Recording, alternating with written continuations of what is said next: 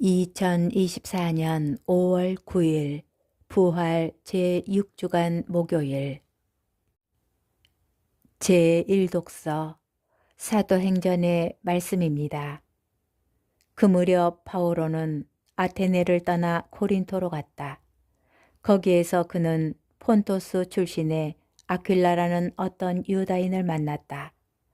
아퀴라는 클라우디우스 황제가 모든 유다인은 로마를 떠나라는 칙령을 내렸기 때문에 자기 아내 프리스킬라와 함께 얼마 전에 이탈리아에서 온 사람이었다. 바오로가 그들을 찾아갔는데 마침 생업이 같아 그들과 함께 지내며 일을 하였다. 천막을 만드는 것이 그들의 생업이었다. 바오로는 안식일마다 회당에서 토론하며 유다인들과 그리스인들을 설득하려고 했었다. 실라스와 티모테오가 마케도니아에서 내려온 뒤로 바오로는 유다인들에게 예수님께서 메시아시라고 증언하면서 말씀 전파에만 전념하였다. 그러나 그들이 반대하며 모독하는 말을 퍼붓자 바오로는 옷에 먼지를 털고 나서 여러분의 멸망은 여러분의 책임입니다. 나에게는 잘못이 없습니다.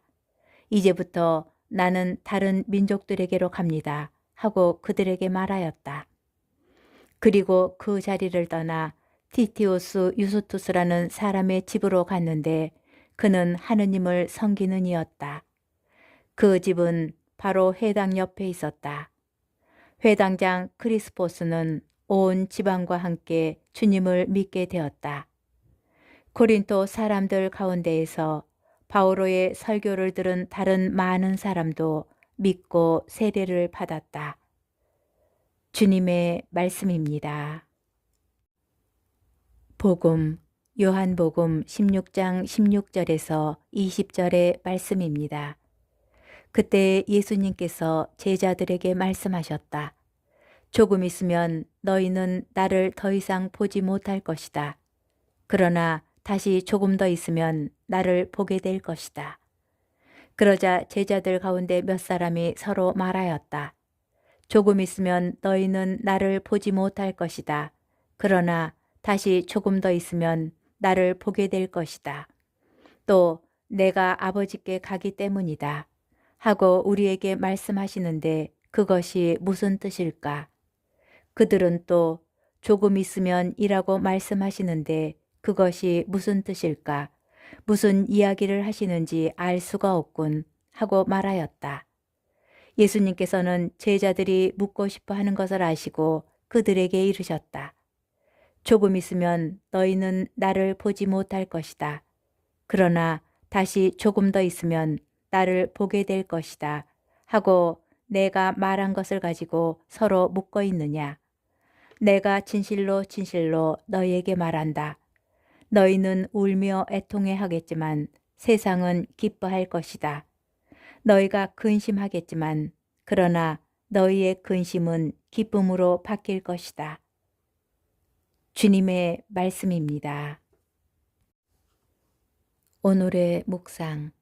오늘 복음에서 유독 눈에 띄는 문화적 기법이 있습니다. 두 개의 대조되는 낱말을 조합하여 주제를 두드러지게 하는 방법입니다. 조금 있으면과 다시 조금 더 있으면이 대조되고 보지 못하다와 보다가 대조되며 근심과 기쁨이 대조됩니다. 조금 있으면이라는 구문은 무려 7번이나 나오는데 그리스말 본문을 그대로 옮기면 조금 있으면 다시 조금 있으면입니다. 이 구절은 보다라는 동사와 연결되어 조금 있으면 보지 못하지만 다시 조금 있으면 보게 될 것이라는 수수께끼 같은 내용을 만듭니다.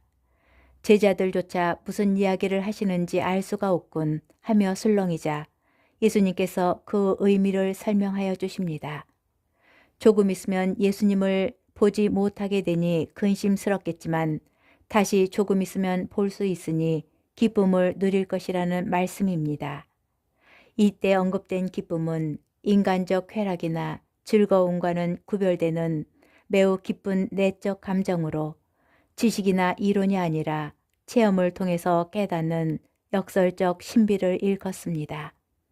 상실을 체험하고 견딘 뒤 비로소 마주하게 되는 영적 기쁨을 뜻하기 때문입니다. 때로 우리는 하느님께서 나를 사랑하신다는 확신에 그 무엇도 두렵지 않은 빛나는 순간을 체험합니다. 이것은 은총입니다. 그러나 그 뒤 다시 어떤 사건을 만나면 이내 하느님의 부재를 느끼며 버려진 듯한 느낌에 좌절하기도 합니다. 이것 또한 은총입니다. 슬픔에 고통스러워하기도 하겠지만 조금 더 있으면 그 슬픔이 다시 진정한 기쁨의 원천이 된다는 모순적 진리를 번갈아 체험하게 되기 때문입니다. 신앙이란 어떤 순간에 체험한 가슴 아픈 상실이 조금 뒤에 지나고 보면 깊은 기쁨의 원천이 된다는 역설을 이해하고 받아들이는 과정입니다. 그리고 이러한 모든 여정을 이끌어 주시는 분이 바로 진리의 영이십니다.